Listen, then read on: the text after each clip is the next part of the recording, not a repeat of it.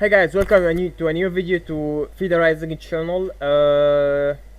This video today about if your mixer brush has been disappeared, how to get it back. It's pretty easy.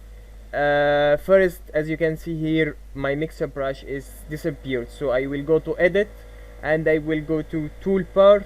Okay, after selecting the toolbar, I will search for the mixer brush tool. Yeah, it's found here. You may find it in another place. Just search on it. After finding it, you will put the you will put it at the place you wanna to be there. For example, I will put it here. Okay, now the mixer brush with the magic wand tool.